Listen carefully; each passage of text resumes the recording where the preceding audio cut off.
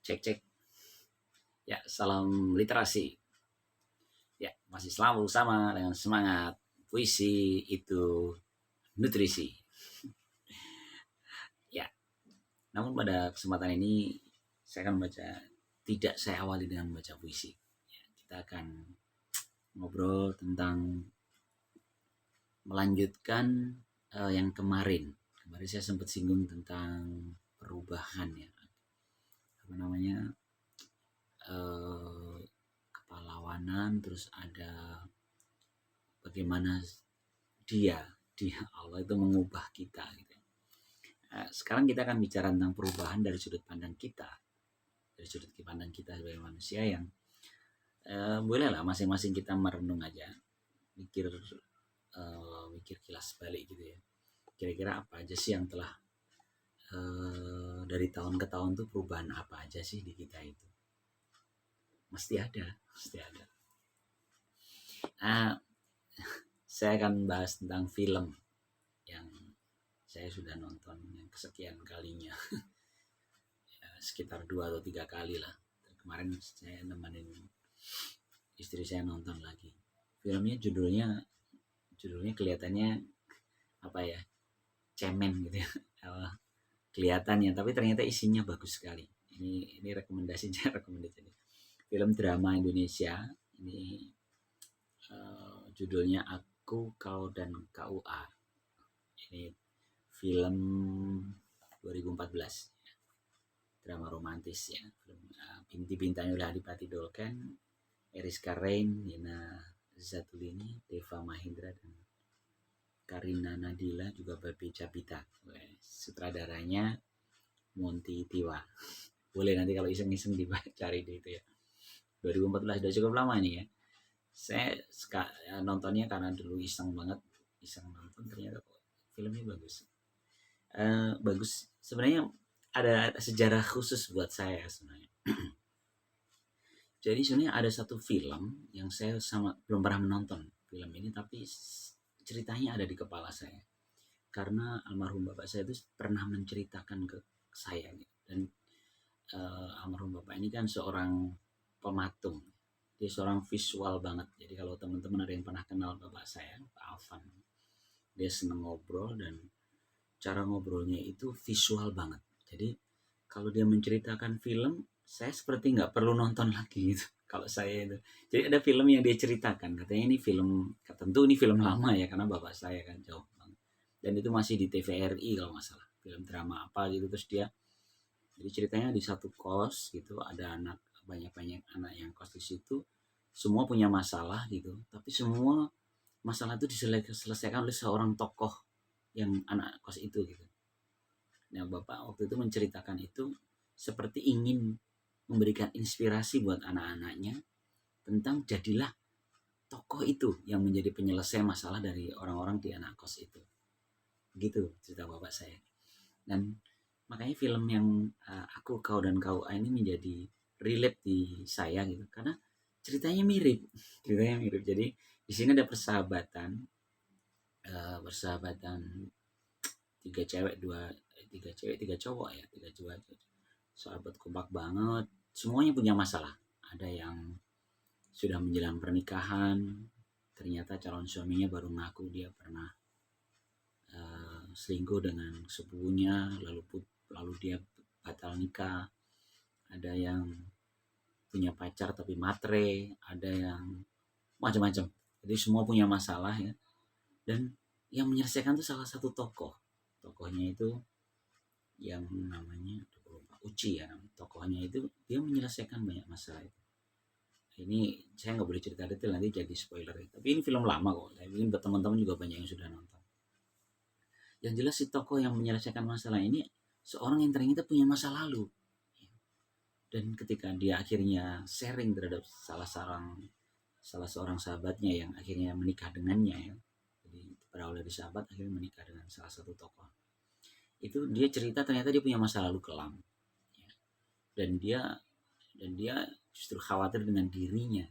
Lalu yang dia lakukan adalah dia ingin selalu menjadi agen perubahan untuk sekitarnya. Kalau saya nangkapnya begitu. Memang nggak ada kalimat itu di film ini ya, tapi Saya menangkapnya seperti itu. Jadi setiap ada adegan masalah di beberapa orang, si tokoh Uci ini masuk untuk menyelesaikan semuanya. Sabar, mantap, menarik sekali. Saya di akhir cerita itu agak terharu gitu, karena saya merasa takjub gitu. Ada seorang yang demikian baik gitu. Demikian baik. Ya karena itulah saya ingat film ini kok pas kebetulan kemarin kita ngobrol tentang pencelupan karakter dengan perubahannya. Rasanya ini nyambung.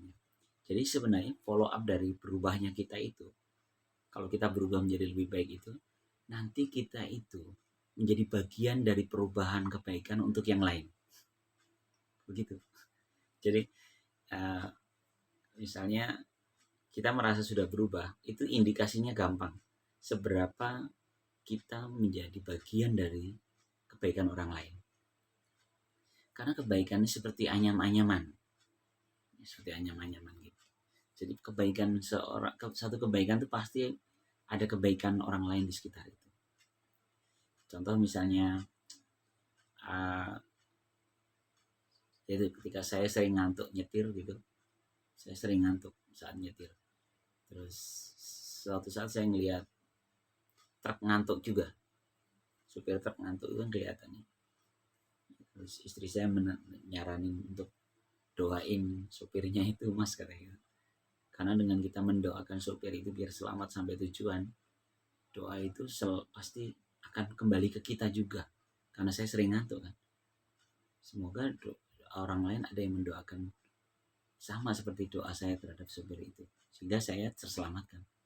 Dan ternyata ketika saya nanya Pak Ustadz, ternyata bukan hanya orang membalik mendoakan ke kita. Saat kita mendoakan kebaikan untuk orang lain itu, saat itu juga malaikat mendoakan kebaikan yang sama untuk yang berdoa. Saya ulang lagi. Jadi kalau kita mendoakan kebaikan untuk orang lain, maka saat itu juga malaikat mendoakan dengan doa yang sama untuk kita. Ini cerita Ustadz depan rumah saya ini.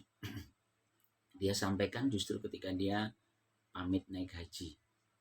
Dia cerita ucapan terima kasih dia setelah dia mengucapkan hamdalah, justru berterima kasih pada seorang yang tidak dia kenal, ya, punya toko besi di daerah Jati Asih sana. Kata dia, bisa jadi bapak itulah yang membuat saya naik haji. Saya kaget, kok bisa begitu? Jadi ternyata gini, dia dulu nggak punya motor, naik sepeda Bekasi Jakarta ngajar gitu ya. Pernah suatu saat dia kejebak hujan, lalu dia berteduh di depan toko bangunan itu. Nah, ketika duduk dia nggak kenal sama yang punya toko. Dia mau mengucapkan terima kasih karena dia sangat membantu dia ya, membantu. Akhirnya yang dilakukan oleh Ustadz ini adalah setiap ngelewatin toko itu dia membacakan doa. Semoga rezeki berlimpah untuk pemilik toko dan sampai dia naik haji. Doanya begitu. Dan ternyata kan doa yang disampaikan oleh Pak Ustadz itu tentu kan kembali ke dirinya seperti yang tadi ya. Jadi ketika dia mendoakan, malaikat itu pasti mendoakan hal yang sama untuk kita. Karena itulah Pak Ustadz ini akhirnya naik haji. Dan dia masih ingat ketika dia naik haji, dia ucapkan terima kasih pada pemilik toko yang dia sendiri nggak kenal. Katanya doa untuk kepada orang yang nggak kenal itu malah justru lebih makbul. Nah inilah contoh kebaikan yang saling mengikat. Kalau tentang cerita Uci tadi silahkan nonton sendiri. Itu banyak sekali kebaikan-kebaikan yang bisa kita ambil di situ. Biasa karena judul kita puisi ada itu nutrisi, saya harus akhiri dengan membaca puisi. Puisi saya sendiri aja ya, puisi saya sendiri dalam buku antologi saya yang pertama, ini 2019. Dalam buku antologi kita dua kurva saling terbuka. Saya asal aja dibuka ini, kayaknya sih agak cocok juga dengan tema yang kita bahas sekarang. Judulnya Kopi Malam di Bantar Gebang. Kau lihatlah dari sini, dari sisi langit, agar luas bumi tersekap utuh di retina mata. Dan tak lagi ada masalah sulit, hanya tersisa remah remah kata. Dunia itu remeh-temeh saja. Ada tak adanya bisa saja dengan mudah ditiadakan. Hanya hasrat diri yang manja, yang meronta-ronta mengharap dipuaskan. Maka duduklah kami malam ini, bergelas-gelas kopi tanpa gula. Kemerdekaan rasa ini bebas dari harap dan citra di sela-sela. Kita tak ingin terjebak dari goda personal karena ada mimpi negara kita melampaui batas-batas jengah kita. Sesal terlepasnya jumpa bergumpal-gumpal. Puisi yang saya tulis memang di Bantar Gebang. Itu daerah yang sering saya kunjungi hampir setiap pekan sekali saya ke sana. Ada beberapa wilayah yang cukup dipinggirkan ya, karena wilayah daerah tepian TPU sampah ya, tempat pembuangan akhir TPA sampah Bantar Gebang. Memang agak aneh puisi ini karena ditulis di Bantar Gebang tapi bisa bicara tentang negara ya, batas-batas negara. Ya sebenarnya karena memang semua berawal dari seperti itu. Jadi hal yang kecil kalau kita mundur ke belakang melihat dari sudut pandang yang lebih luas, kita akan melihat hal yang besar di sana. Saya ada satu adegan yang masih terngiang-ngiang di kepala saya, itu justru ketika saya sedang mengajar anak-anak pengajian anak TK dan SD saat itu ya, Iqra gitu. Terus saya dikasih kesempatan oleh teman saya, Pak Putu, Pak bantu ngobrol aja dulu menjelang buka puasa bersama. Saya saat itu hanya cerita saja. Saya bicara tentang bagaimana helikopter diciptakan dari capung. Bagaimana misalnya gitu ya, saya cerita begitu. Atau mungkin dari bagaimana nyamuk itu diciptakan. Bagaimana kalau kita membuat robot seperti nyamuk. Kecil tapi bisa terbang dengan baterai apa gitu. Saya hanya cerita seperti itu. Itu memantik keingintahuan mereka. Yang menarik adalah sorot mata mereka. Mereka itu sangat tertarik dan antusias gitu.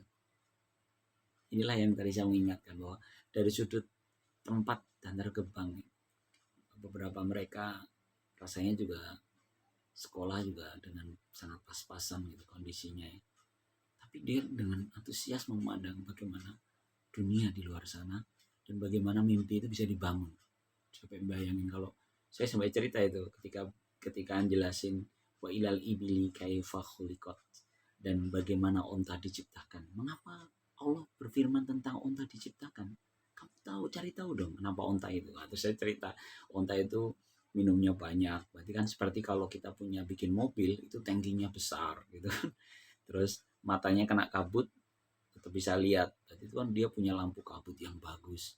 Terus GPS dia nggak bisa kesasar onta itu. Berarti kan dia punya GPS yang bagus. Jadi saya bilang gini, besok kalau ada yang dari sini yang bikin mobil, bikin mobil merek onta, bukan kijang atau apa gitu.